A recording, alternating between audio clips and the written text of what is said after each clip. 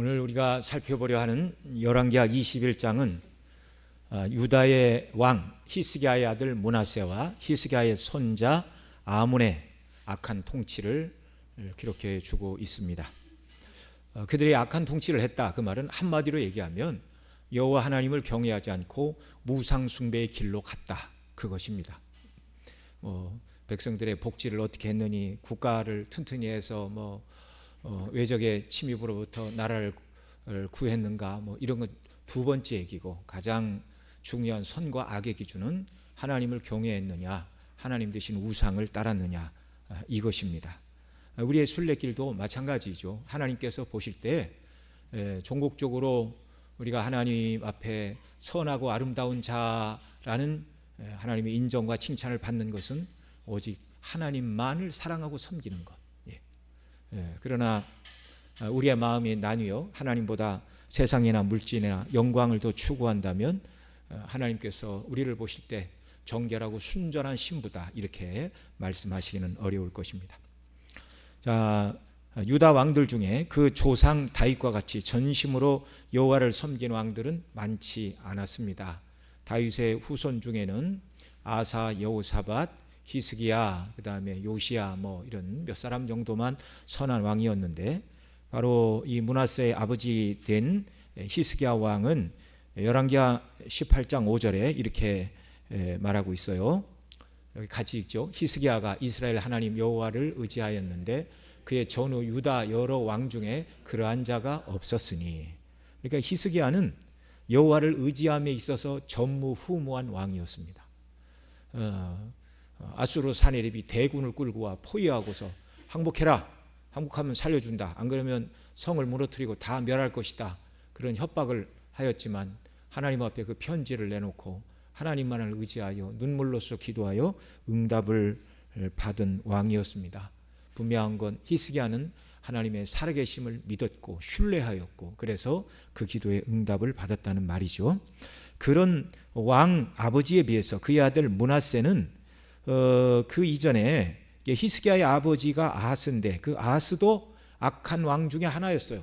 그러니까 아하스 이전까지 아하스처럼 악한 왕은 없었습니다. 다윗의 후손들 중에 이런저런 연약한 모습은 있었지만, 그런데 그 아하스는 이제 그 다메섹에 가서 이방 신들의 제단을 보고 그려서 보내자, 자기가 오기 전에 제사장이 그 새로 만든 신전을 제단을 만들었어요. 하나님 주신 제단이 아니라 이방의 제단을 본떠서 거기서 제사를 드리라, 그렇게 했습니다. 그러나 이방 신을 섬긴 건 아니었어요.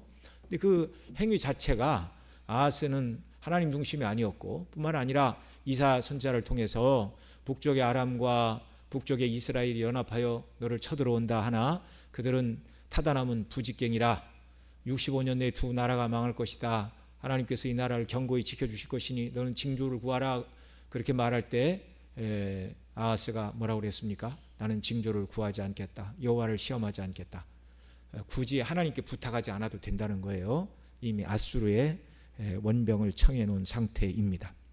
그러니까 히스기야 이전에 가장 악한 왕은 히스기야의 아버지 아하스였다, 이렇게 할 수 있는데, 히스기야의 아들 므낫세는 히스기야 이전, 히스기야 이후뿐만 아니라 유대의 모든 왕들을 통틀어 가장 악한 왕이 바로 오늘 21장에 나오는 므낫세라는 말입니다. 그의 악한 모습을 오늘 본문 2절부터 이제 이렇게 말씀하고 있어요. 자, 2절 말씀 같이 읽죠. 므낫세가 여호와 보시기에 악을 행하여 여호와께서 이스라엘 자손 앞에서 쫓아내신 이방 사람의 가증한 일을 따라서. 자, 여호와 보시기에 악했다. 그러니까 선과 악의 기준은 하나님이라는 걸 명백히 말씀하시죠. 하나님 보시기에 좋은 게 선이고 하나님 보시기에 악한 게 죄입니다. 그러니까 하나님 보시기에 좋은 건 뭐냐면 하나님의 말씀대로 하는 게 하나님 보시기에 좋은 선이고, 하나님의 명령을 어기는 것이 하나님 보실 때 악한 죄가 되는 것입니다.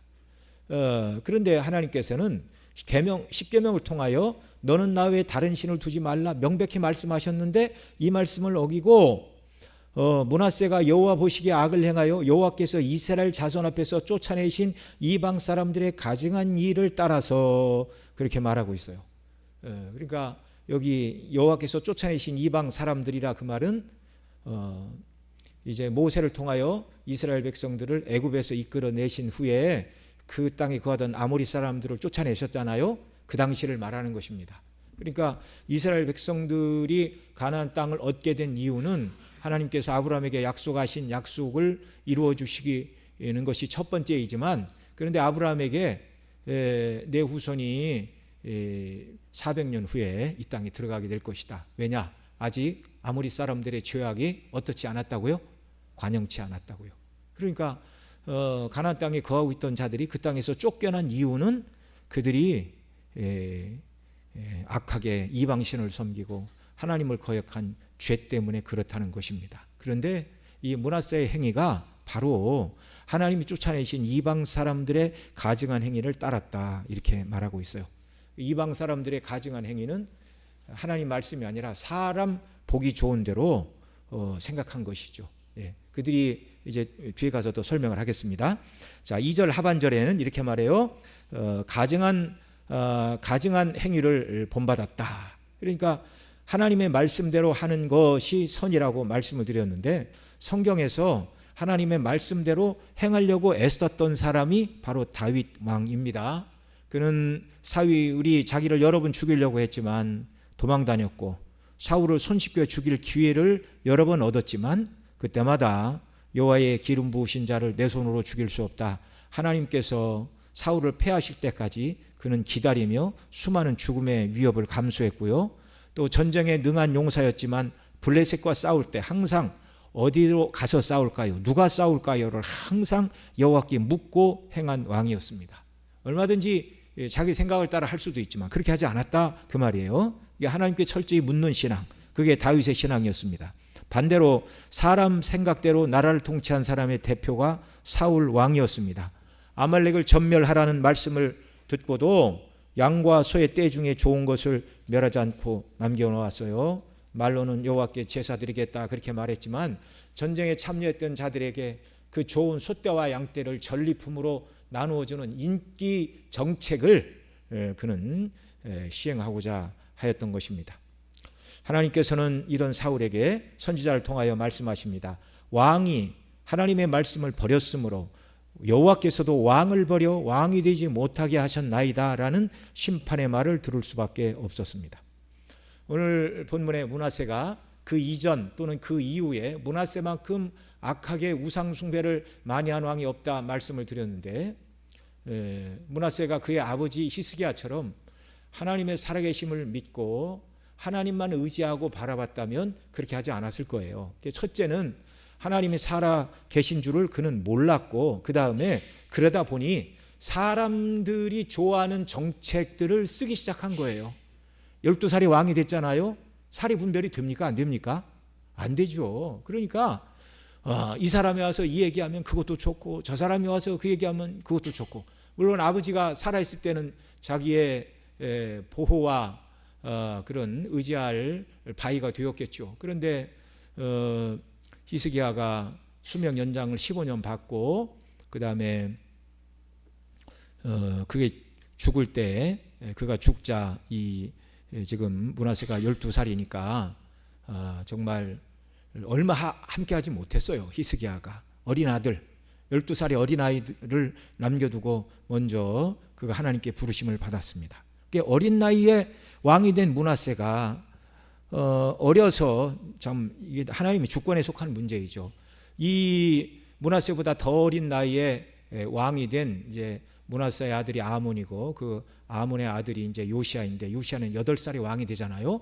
그럼에도 불구하고 하나님께서 요시야를 견고히 붙들어 주셔서 8살에 왕이 되었지만 하나님을 경외하고 신뢰하는 왕으로 자라났습니다. 그런데 12살에 왕이 된 이 므낫세는요 그렇지 못했어요.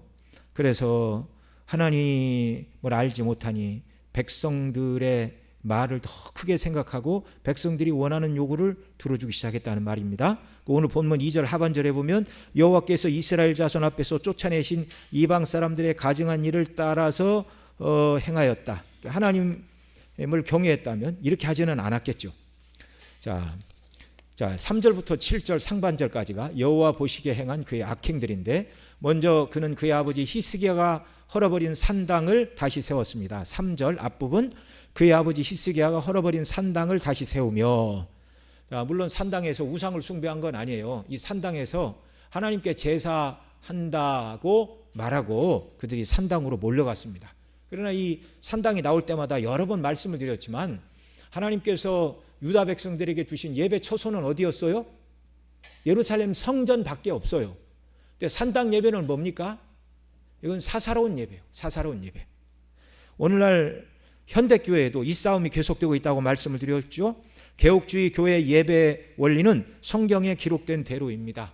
성경에 기록된 대로 하나님을 찬송하던, 예배할 때 찬송하던 전통을 따라서 예배 시간에 찬양이 있고 회개의 기도가 있고 성경 봉독이 있고 성론 강론이 있고 주님이 제정하신 세례와 성만찬을 행하고, 이게 다 성경에 하나님을 예배하던 방식이 기록된 바를 따라 드리는 예배가 개옥주의 예배이고, 그런데 오늘날 상당수 교회들은 바로 하나님이 허락하시지 않은 산당에서 예배 드리는 것과 같이 자신들이 원하는 그런 방식으로 예배를 드리는 것입니다.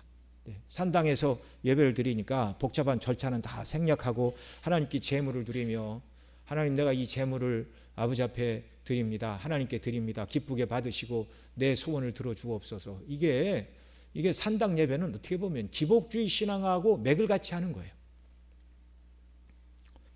여러분, 오늘날도 사람의 이해를 돕는다는 차원에서 예배 시간에 연극을 공연하거나 또 이렇게 초신자들이 예배 시간에 졸 염려가 있다고 그래서 예배 시간에 잠깐씩 어떤 사람들은 마술을 행하거나, 그래서 사람들이 정신이 번뜩 뜨이고 웃고, 여러분, 예배를 그렇게 하면 됩니까? 안 됩니까? 그건 예배가 아니에요. 그건 예배가 아니에요. 어린 나이에 왕이 된 므낫세는요, 하나님께서 명하시고 원하시는 것보다 자기와 직접 매일같이 얼굴을 부딪히는 사람들이 원하는 것을 택하는 왕이었습니다. 또한 므낫세는 그 산당을 다시 부활시켰을 뿐만 아니라 아합의 행위를 따라서 바알과 아세라를 섬기며 하늘의 일월 성신을 섬기며 경배했습니다. 3절 하반절 뭐라고 그래요? 이스라엘의 왕 아합의 행위를 따라 바알을 위하여 제단을 쌓으며 아세라 목상을 만들며 하늘의 일월 성신을 경배하며, 여러 번 말씀을 드렸지만 바알과 아세라를 그 땅 사람들이 왜 섬겼냐면, 바알과 아세라가 비를 주관하는 신이라고 생각을 했어요. 그러니까 이 바알과 아세라의 신전에서 제사를 드릴 때 잠자고 있던 바알과 아세라가 일어나서 활동을 해야 비가 내리고, 비가 내려야 풀이 자라고 곡식이 자라고, 풀을 먹고 소와 양떼가 자라고, 곡식이 자라야 사람이 먹고, 또 이 바알과 아세라가 비를 내리는 그런 곡식이 자라게 하는 뿐만 아니라 가축들이 새끼를 많이 이렇게 낳게 하는 다산과 번식을 주관하는 신으로 그들이 바알과 아세라를 그렇게 섬겼습니다. 그런 신이 있다는 것이 아니라 그런 신으로 사람들이 만들어서 섬긴 거예요. 그러니까 여기 바알과 아세라를 섬겼고, 또 그 다음에 하늘에 무엇을 섬겼다고요? 일월 성신, 해와 달과 별들을 하나님처럼 섬겼다, 그렇게 말해요. 자, 여러분이 옛날 농경 시대에 사람들이 하늘만 쳐다봤어요. 하늘을 읽어야 농사가 된다. 그러니까 하늘의 해와 달과 별들을 바라보고 언제 비가 올까, 이런 것들을 이제 비를 주관하는 것이 하늘의 달과 해와 달과 별이다, 이렇게 생각을 하니까 바로 농사를 위해서, 잘 살기 위해서 섬겼던 것이 바알과 아세라요, 하늘의 해와 달과 별들, 일월 성신을 섬기는 그러한 행위들이었습니다. 하나님을 섬기면서 하나님 주시는 복도 받고, 우상을 섬기면서 우상이 주는 복도 받겠다, 이걸 여러 번 말씀을 드렸는데 이걸 종교적 혼합주의라고 말합니다. 그런데 하나님은 이 혼합주의 신앙을 인정하지 않으세요. 너는 나 외에 다른 신을 내게 두지 말라고 하신 1계명 위반이고, 우상의 형상을 만들지 말라고 하셨는데 바알과 아세라, 그 다음에 온갖 신의 형상을 만들어 섬겼으니 2계명 위반이고, 여호와의 이름을 망령되이 일컫지 말라는 것이 3계명인데 우상을 하나님과 동격에 놓고 섬기니 하나님을 망령되이 일컫는 3계명 위반입니다. 하나님은 이렇게 섬기는 건 너희가 나를 버렸다 이렇게 말씀하시는 거예요. 우상을 섬기는 건 영적인 간음이요 내 백성이 할 일이 아니다 그것입니다. 자, 또 이 므낫세는요 여호와의 성전 마당에 하늘의 1월 성신의 제단을 만들므로 하나님이 주신 성전 제도를 오염시켰어요. 오늘 본문 4절 5절 같이 읽죠. 여호와께서 전에 이르시기를 내가 내 이름을 예루살렘에 두리라 하신 여호와의 성전에 제단을 쌓고 또 여호와의 성전 두 마당에 하늘의 1월 성신을 위하여 제단을 만들고 성전 바깥에다 이런 짓을 해도 안 되지만 여호와께서 주신 이렇게 만들라고 말씀하여 주신 하나님을 섬기는 성전 마당에 1월 성신을 위한 제단을 쌓았다. 그러니까 이 므낫세에게 있어서 하나님은 이방신과 다를 바가 없는 존재입니다. 하나님이 살아계신 줄을 모르는 사람이에요. 한마디로. 더 나아가 자기 아들을 불 가운데 지나가게 함으로 악한 신을 섬겼고 점치며 사술하며 신접한 자와 박수를 신임하여 눈에 보이는 그런 영적인 악한 현상들을 주목하고 그것을 지지하는 왕, 그래서 하나님의 진노를 불러일으키게 마땅한 사람이었습니다. 6절로 7절 상반절도 같이 읽습니다. 또 자기 아들들을 불 가운데로 지나게 하며 점치며 사수를 행하며 신접한 자와 박수를 신임하여 여호와 보시기에 악을 많이 행하여 그 진노를 일으켰으며 또 자기가 만든 아로 새긴 아세라 목상을 성전에 세웠더라. 아세라 목상을 어디다 세웠다고요? 성전에 아세라 목상을 세우고 성전 마당에 하늘의 1월 성신을 위하여 제단을 쌓고, 이게 뭐 하나님을 섬기는 예배 처소인지 우상의 전각인지 구분이 안 되는 짓을 하고 있어요. 다윗의 후손들이 통치하던 유다 왕국에서 므낫세 이전에 가장 악한 왕은 히스기야의 아버지 므낫세의 할아버지인 아하스라고 말씀을 드렸는데, 그러나 아하스도 이렇게까지 심한 짓을 하지는 않았어요. 영적으로 종교적으로 가장 타락한 왕이 므낫세였고 그 시대 사람들이 가장 하나님을 떠나는 악하고 무도한 세대였습니다. 여러분, 참된 기독교 신앙은 신본주의입니다.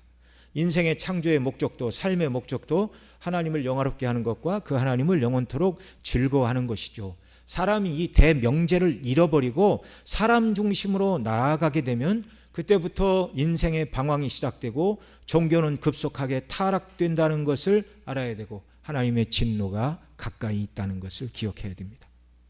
이 므낫세의 악함이 영적이고 종교적인 문제에만 국한된 게 아니었어요. 오늘 본문 뒤에 있는 열왕기하 21장 16절에서는 이렇게 말씀합니다. 16절 말씀 우리 같이 읽죠. 시작. 므낫세가 유다에게 범죄하게 하여 여호와께서 보시기에 악을 행한 것 외에도 또 무죄한 자의 피를 심히 많이 흘려 예루살렘 이 끝에서 저 끝까지 가득하게 하였더라.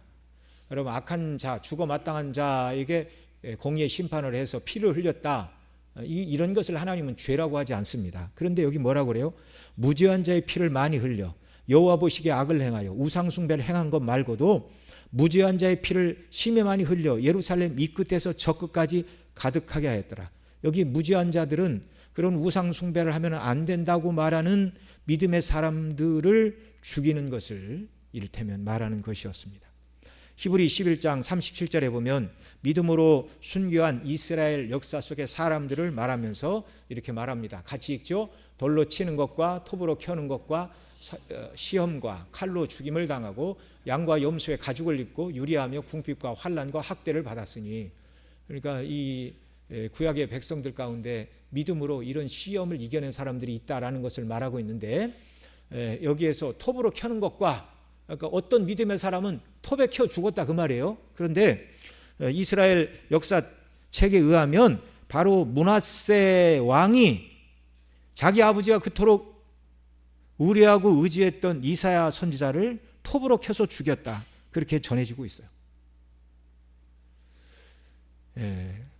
그 아버지 히스기야는 어려운 일이 있으면 이사야에게 가서 하나님께 기도해 주십시오, 그렇게 하나님의 종을 신뢰했는데, 므낫세가 정말 유다 전승에 내려오는 것처럼 이사야를 톱으로 켜서 죽였다 그러면 그는 하나님과 하나님의 하나님의 종을 그렇게 대했다는 것은 하나님을 알지 못한 악한 왕이었다는 거예요. 하나님이 살아계시는 참 신이라는 생각을 하면 하나님의 명령대로 순종하는 이사야 선지자를 어떻게 톱으로 켜서 무죄한 자를 죽일 수가 있습니까? 한마디로 이 사람은 하나님이 누군가를 모르는 악인이었어요. 므낫세의 악한 우상 숭배와 무고한 피를 흘린 이 죄는 하나님께 용서받을 수 없는 죄였고, 또 여호와 하나님만을 섬기기로 약속한 자들에게 주신 언약의 땅에 더 이상 거할 수 없는 죄가 된다는 것을 오늘 본문 7절 하반절로 9절에서 이렇게 말씀해 줍니다. 자, 7절 하반절부터도 같이 읽죠. 여쪽에 여호와께서 이 성전에 대하여 다윗과 그의 아들 솔로몬에게 이르시기를, 내가 이스라엘의 모든 지파 중에서 택한 이 성전과 예루살렘에 내 이름을 영원히 둘지라. 그런데 조건이 있어요. 어떤 조건에서 내 이름을 여기 영원히 두고 내가 영원히 예루살렘과 이 땅에 거하고 너희들을 지키고 보호하리라 하는 약속. 8절 같이 읽습니다. 만일 이스라엘이 나의 모든 명령과 나의 종 모세가 명령한 모든 율법을 지켜 행하면 내가 그들의 발로 다시는 그의 조상들에게 준 땅에서 떠나 유리하지 아니하게 하리라 하셨으나, 조건이 뭐예요? 그들이 여호와께서 주신 명령 율법을 지켜 행하면 하나님께서 이름을 두신다 약속하신 예루살렘에 영원토록 계셔서 그 백성을 보호하시고 그 백성이 다시는 유리하여 이 땅을 떠나는 일이 없을 것이다. 근데 이 말을 바꾸면 뭐가 됩니까? 내 이름을 영원히 두겠다고 약속한 예루살렘 성전이 있지만 이 백성이 내가 너희에게 준 율법의 말씀을 지키지 아니하면 나는 떠날 것이고, 그 다음에 또 뭐예요? 내가 그의 조상들에게 준 이 땅에서 유리하지 않게 되리라가 아니라 이 땅에서 너희가 뽑히게 되리라, 그 말씀이에요. 이미 이 말씀을요 모세 시대에 주셨어요. 모세 시대 신명기 28장 복과 저주를 말씀하시다가 뒤에 저주를 말씀하시며 끝까지 너희가 나를 섬기지 않고 우상을 숭배하면 가나안 땅에서 너희가 뽑혀 유리하는 자가 될 것이다. 가나안 땅에 들어가기 전에 이미 경고하신 거예요. 하나님의 섬기고 하나님의 말씀대로 순종하는 것을 조건으로 하나님의 백성이 되었고 땅을 받았어요. 그런데 하나님의 백성답게 살지 않으면 하나님의 백성이라는 언약이 깨어졌고 언약 백성에게 주신 그 땅에 더 이상 머물 수가 있다고요? 없다고요? 없게 된다고요. 두려운 말씀입니다. 그런데 9절 또 같이 읽죠. 이 백성이 듣지 아니하였고 므낫세의 꾀물 받고 악을 행한 것이 여호와께서 이스라엘 자손 앞에서 멸하신 여러 민족보다 더 심하였더라. 여기 여호와께서 이스라엘 자손 앞에서 멸하신 여러 민족들은 누굽니까? 이스라엘 백성이 가나안 땅에 들어오기 전에 그 땅에 살고 있던 아모리 족속들, 가나안 칠족들, 그들을 멸하신 이유가 그들의 죄악이 관영하여 하나님 그들을 멸하고 다 내보내시고 다 멸하시고 이스라엘을 그 땅에 옮겨 심으셨는데, 이스라엘 땅에 거하던 시대 므낫세 시대의 왕과 백성들의 행하는 일이 이전에 그 땅에 거하던 자들보다 더 악하게 악을 행한 것이 여호와께서 이스라엘 자손들 앞에서 멸하신 여러 민족들보다 더 심하게 하나님 앞에서 악을 행하는 것이 므낫세요. 므낫세의 꾀임을 받은 당시 유다 백성들이라 그 말입니다. 그러면 결론은 뻔하죠. 이들보다 죄를 덜 졌어도 그 땅에서 쫓겨났는데 그들보다 더 많은 죄를 지었다는 것은 이제 그들이 그 땅에서 쫓겨날 때가 가까웠다는 거예요. 언제 쫓겨나리라 그 말씀을 므낫세에게 하시지는 말씀하지 않지만, 이 말씀은 그들이 영적으로 더 이상 하나님의 백성이 아니고 너희는 더 이상 이 땅에 거할 수 없다는 사형 선고와 파멸 선고가 떨어지는 말씀입니다. 너무너무 두려운 말씀이에요.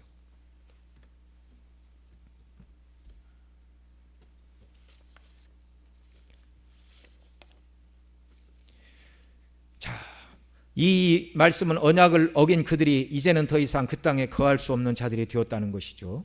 언약을 지키는 것을 조건으로 그 땅에 영원히 거주할 것을 말씀해 주셨는데 언약을 어겼으니 그 땅에 거할 자격을 상실했다. 그 말은 다른 말로 얘기하면 더 이상 하나님의 백성이 아닌 자들이 되었다, 그 말입니다. 그래서 10절로 15절에서는 유다의 멸망을 선지자들을 통하여 예언해 주고 계십니다. 10절로 11절에서는 므낫세의 죄악이 이전에 그 땅에 거하던 아모리 사람들의 죄악보다 더 크다는 것을 이렇게 말해요. 자, 10절 11절 같이 읽죠. 여호와께서 그의 종 모든 선지자들을 통하여 말씀하여 이르시되 유다 왕 므낫세가 이 가증한 일과 악을 행함이 전에 있던 아모리 사람들의 행위보다 더 심하였고 또 그들의 우상으로 유다를 범죄하게 하였도다. 왕 한 사람이 믿음으로 견고히 서지 않자 유다 백성 모두로 범죄케 하는 자리에 떨어지게 만들었습니다. 물론 이건 왕과 백성이 서로에게 나쁜 영향을 끼쳤죠. 나이 어린 므낫세가 하나님이 살아계심을 알지 못하고 왕이 되었는데 그를 신앙적으로 지도해 줄 사람이 없었어요. 아버지도 일찍 죽고 그의 곁에 요아스라는 왕 옆에는 여호야다라는 대제사장이 그를 잘 지도를 해서 여호야다 생전에는 요아스가 악을 행하지 아니하였다. 우리 다 앞에 살펴봤잖아요. 그런데 이 므낫세에게는 그런 사람이 없었습니다. 그래서 백성들이 원하는 일을 허락하다 보니까 산당도 허락하고 바알과 아사리아 1월 성신을 섬기게 되고 또 그렇게 하면 안 된다고 하나님만 섬겨야 된다고 말하는 자들을 죽이는 이런 흉악무도한 일을 벌였습니다. 왕과 백성 서로가 서로에게 나쁜 영향을 주고 있어요. 12절에서는 예루살렘과 유대에 재앙을 내리실 건데 그 재앙의 소식을 듣는 자들의 귀가 울릴 것이다 말씀하십니다. 12절 같이 읽죠. 그러므로 이스라엘 하나님 여호와가 말하노니 내가 이제 예루살렘과 유다에 재앙을 내리리니 듣는 자마다 두 귀가 울리리라. 두려운 심판의 말씀을 듣고 귀가 울리는 것처럼 느껴지게 될 것이다. 그 심판의 내용은 뭐예요? 너희가 패망하게 되고 이 땅에서 쫓겨나게 된다. 13절 14절에서는 유다와 예루살렘을 심판하시되 사마리아를 잰 줄과 아합을 다리 모든 추로 심판하여 사람이 그릇을 씻음같이 예루살렘을 내가 깨끗이 씻어 사람이 거하지 않는 성읍이 되게 하겠다. 이렇게 하나님이 경고하십니다. 이게 심판의 내용이에요. 13절 14절 같이 읽죠. 내가 사마리아를 잰 줄과 아합의 집을 다리 모든 추를 예루살렘에 베불고 또 사람이 그릇을 씻어 엎음같이 예루살렘을 씻어 버릴지라. 내가 나의 기업에서 남은 자들을 버려 그들의 원수 손에 넘긴 주 그들의 손이 원수에게 노략거리와 겁탈거리가 되리니. 이게 두 귀가 울리는 심판의 말씀입니다. 이런 일을 당할 것이다. 왜요? 언약 백성으로 여기에 살았다면, 하나님의 말씀대로 순종했다면, 내가 내 이름을 두려고 지으라고 한 성전에서 내가 여기 거하며 너희들을 지킬 것이지만 너희가 나와의 언약을 배반하고 우상을 숭배하고 나를 떠났으니 나도 너희를 버린다. 이 성전도 버린다. 너희는 대적의 침입을 받아 패망하겠고 결국은 쫓겨나게 될 것이다. 자, 이 모든 심판의 이유를 15절에서 악을 행하여 여호와의 진노를 일으켰기 때문이라 말합니다. 오늘 본문 15절 같이 읽죠. 이는 애굽에서 나온 그의 조상 때부터 오늘까지 내가 보기에 악을 행하여 나의 진노를 일으켰음이니라 하셨더라. 그리고 16절은 아까 읽었고요. 17절로 26절은 므낫세가 죽고 그의 아들 아몬이 왕이 되어 2년을 통치한 일과 아몬이 악을 행하여 신하들의 반역으로 죽고 아몬의 아들 요시아가 왕이 되는 내용을 기록해 주고 있습니다. 여기 한 절씩 읽죠. 므낫세의 남은 사적과 그가 행한 모든 일과 범한 죄는 유다 왕 역대지략에 기록되지 아니하였느냐.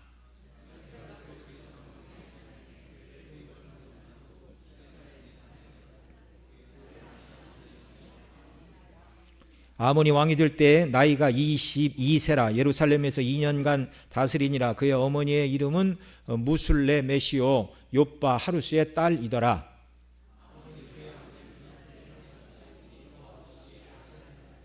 그의 아버지 행한 모든 길로 행하여 그의 아버지가 섬기던 우상을 섬겨 그것들에게 경배하고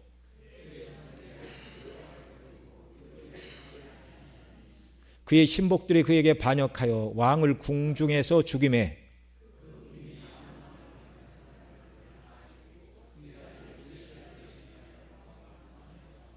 아몬이 행한 바 남은 사적은 유다 왕 역대지략에 기록되지 아니하였느냐. 아몬이 우사의 동산 자기 묘실에 동사되고 그의 아들 요시아가 대신하여 왕이 되니라. 아몬. 자, 여기 므낫세가 죽은 다음에 아몬의 통치는 한마디로 그의 아버지 므낫세의 악한 행위를 그대로 닮았다는 것입니다. 20절로 22절에서 아몬이 그 아버지 므낫세 행한 것이 여호와 보시기에 악을 행하되 그의 아버지가 행한 모든 길로 행하여 그의 아버지가 섬기던 우상을 섬겨 그것들에게 경배하고 그 조상의 하나님 여호와를 버리고 그 길로 행하지 아니하였더니, 이게 아몬이 간 길이에요. 그러나 이 아몬이 그의 아버지 므낫세를 닮지 않은 일도 있습니다. 역대하 33장에 보면 열왕기하 21장에 기록하지 않은 므낫세에 관한 말씀이 기록되어 있는데, 역대하 33장 10절로 13절에 이렇게 말합니다. 여기 한 절씩 읽습니다. 여호와께서 므낫세와 그의 백성들에게 이르셨으나 그들이 듣지 아니하므로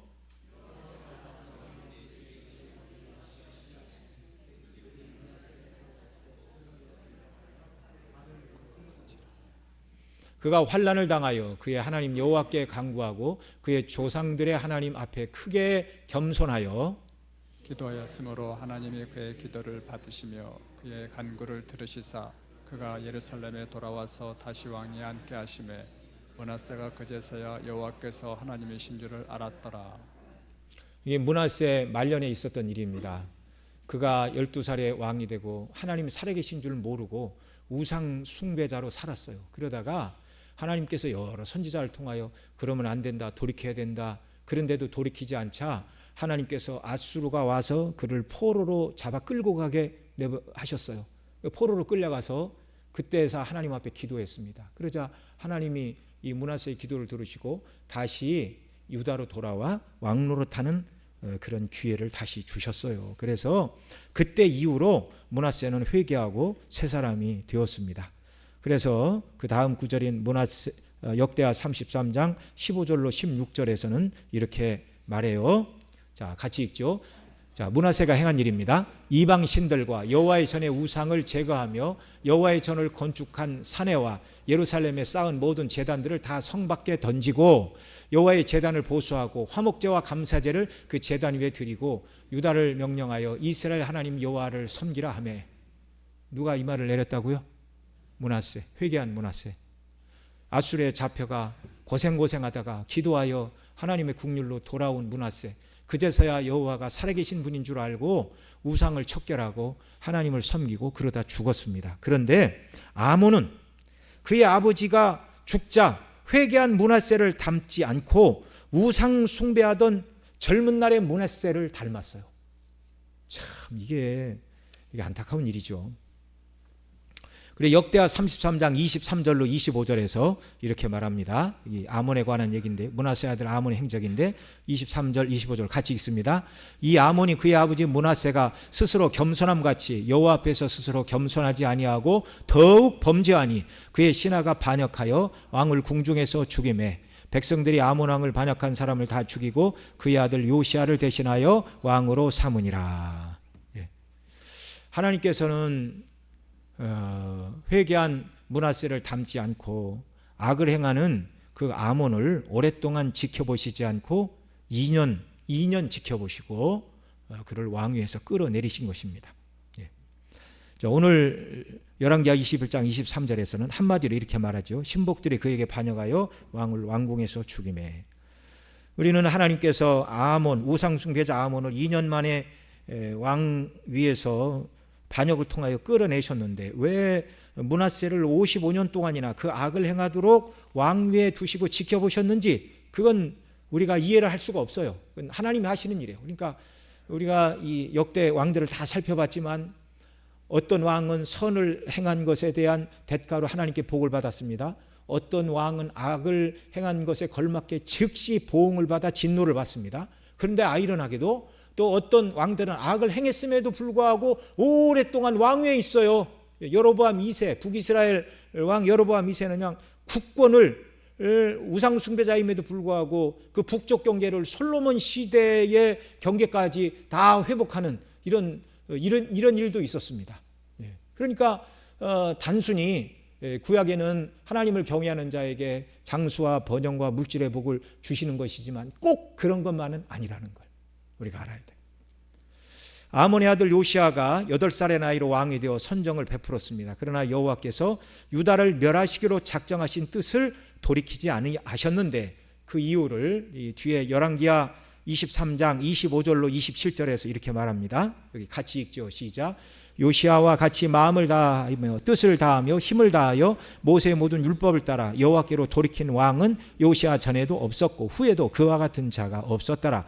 그러나 여호와께서 유다를 향하여 내리신 그 크게 타오르는 진노를 돌이키지 아니하셨으니 이는 므낫세가 여호와를 경노하게 한 그 모든 경노 때문이라. 여호와께서 이르시되 내가 이스라엘을 물리친 것 같이 유다도 내 앞에서 물리치며 내가 택한 이 성과 예루살렘과 내 이름을 거기 두리라 한 이 성전을 버리리라 하셨더라. 므낫세가 아수르로 끌려가 회개하고 여호와의 살아계심을 깨닫고 우상 숭배를 돌이키게 되었으나 그러나 그가 이미 행한 죄악들이 너무 많아서 유다는 더 이상 약속의 땅에 거할 수 없는 자들이라는 하나님의 심판의 사형 선고, 멸망 선고가 이 므낫세 때 떨어진 거예요. 멸망의 때가 언제라고 말씀하지 않으셨으나 사회에서 죄를 지은 사람에게 가장 큰 벌은 사형이잖아요. 사형 판결이 내린 겁니다. 그 집행일이 언제인가는 몰라요. 그러나 사형 판결이 떨어진 것과 같습니다. 므낫세 당시 백성들은 히스기야처럼 여호와만을 섬기는 것을 별로 좋아하지 않았던 것으로 보여집니다. 왜냐하면 주변 나라들이 자기들을 집어삼키는 나라들이 여호와 하나님이 아니라 우상을 섬기는데도 자기들보다 더 군사력도 세고 잘 살고 이런 걸 보니까 하나님만 섬기지 말고 우리도 우상을 섬겨 잘 살아보자 하는 마음을 백성들이 가지고 있었고, 또 히스기야는 하나님이 살아계신 줄 알았으니까 우상 숭배를 용인하지 않았는데 백성이 위에서 꽉 누르니까, 왕이 꽉 누르니까 백성들이 히스기야 시대는 꼼짝 못했어요. 그런데 히스기야가 죽고 난 다음에 그렇게 강력한 신분주의 통치를 하지 않는 하나님을 모르는 므낫세가 왕이 되니까 백성들이 물론 결정은 므낫세가 했죠. 산당을 다 복구해라, 바알과 아세라 상을 섬기고 신전을 지어도 좋다. 여러분 므낫세가 먼저 나서서 그런 얘기를 했겠어요? 백성들이 먼저 요청을 한 것입니다. 하나님의 살아계심을 모르니까 백성들의 그 요청을 막을 수가 없어요. 왜냐하면 므낫세는 하나님이 살아계시다는 걸 모르는 사람이잖아요.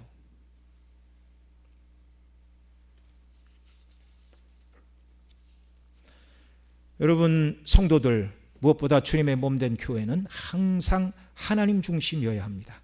참된 기독교 신앙에는요, 인본주의에 설 자리는 없어요. 므낫세의 아들 아몬은 그의 아버지가 노년에 회개하고 우상을 버렸으나 아버지의 회개한 면을 담지 못하고 악한 면을 따르다가 2년 만에 반역을 일으킨 자들에 의하여 죽임을 당하고 말았습니다. 사람을 기쁘게 하기 위하여 하나님의 말씀을 저버리는 것보다 어리석은 일은 없습니다. 우리 중심교회가 좋은 교회인데요, 좋은 교회인 것은 주님의 피로 값주고 사신 교회이기 때문에, 주님의 교회이기 때문에 좋은 교회일 뿐만 아니라 모든 교회를 구성하는 성도 한 사람 한 사람이 성경이 말하는 대로 인간 중심의 메시지를 듣기를 원치 아니하고 하나님 중심의 성경을 바르게 강론하는 설교를 듣기를 사모하는 것, 이것이 중심교회가 하나님 앞에서 인정받고 칭찬받는 좋은 모습이 되는 줄을 여러분 믿으시기 바랍니다. 우리 원로 목사님 때부터 오직 하나님의 말씀만을 강론하여 오셔서 이런 토양이 좋은 교회가 된 것을 인하여 감사하지 않을 수가 없어요.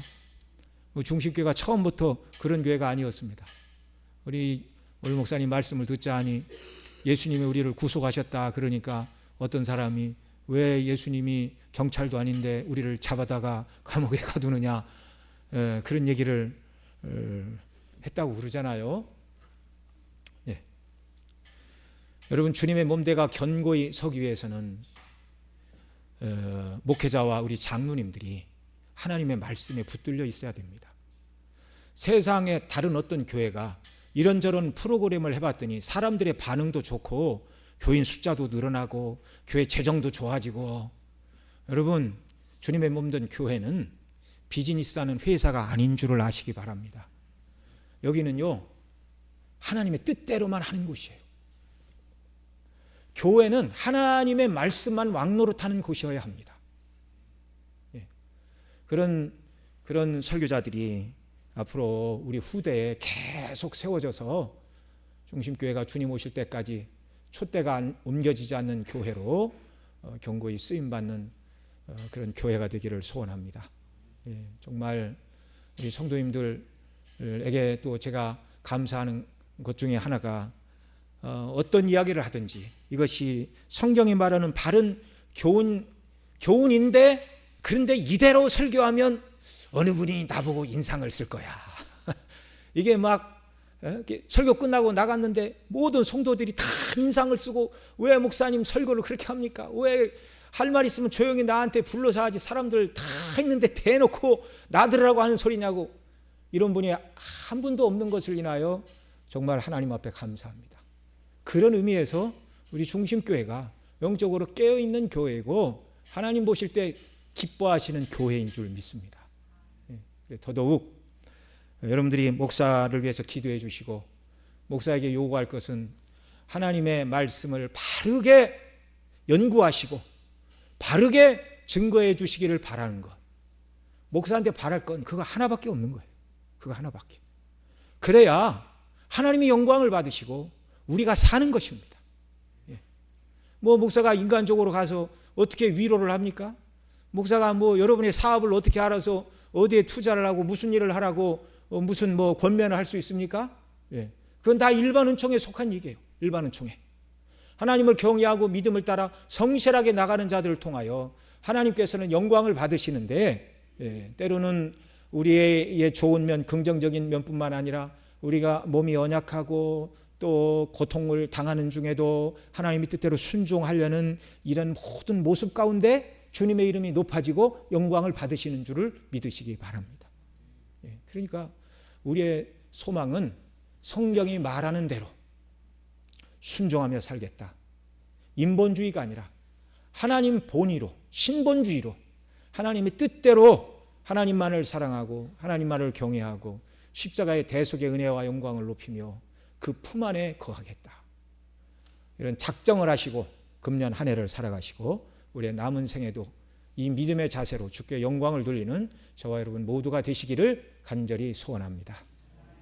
우리 함께 기도하겠습니다. 들은 말씀 붙들고 정말 우리 교회 강단에서 사람 듣기 좋아하는 그런 메시지가 아니라 하나님의 말씀이 온전히 증거되고 전파되는 교회가 되게 해주시고 또 우리 목사님에게 힘과 은혜와 능력을 주시어서 사람을 두려워하지 말고 정말 하나님의 말씀만을 고지곳대로 비록 딱딱하고 또 어떤 때는 성도들이 그 말씀을 들어도 왜 이렇게 나를 힘들게 하시나 그런 눈치를 보지 않고 왜냐하면 사람의 눈치를 보는 건 주의 종이 아니에요. 하나님 눈치만 봐야 됩니다. 목사는. 그런 목사님 되게 해주시고 또 우리 모든 성도들도 하나님의 말씀이라면 아멘으로 순종하는 이런 아름다운 신앙의 자세를 주님 오실 때까지 끝까지 유지하는 그런 은혜를 우리 모두에게 허락해 주옵소서. 그리고 화요일부터 금요일까지 신년 말씀 사경에 통해 큰 은혜 주시고 우리 목사님에게 성령의 충만과 권능을 붙들어 주시고 성도들이 말씀을 듣는 은혜의 자리를 사모하여 다 함께 모여 말씀 통해 은혜 받는 영적인 부흥의 역사가 일어나고 또 이 어려운 시국 나라와 민족을 위해 한국교회를 위하여 기도하는 그런 시간이 되도록 하나님께서 은혜 주시기를 위해 함께 기도해 주시기 바랍니다.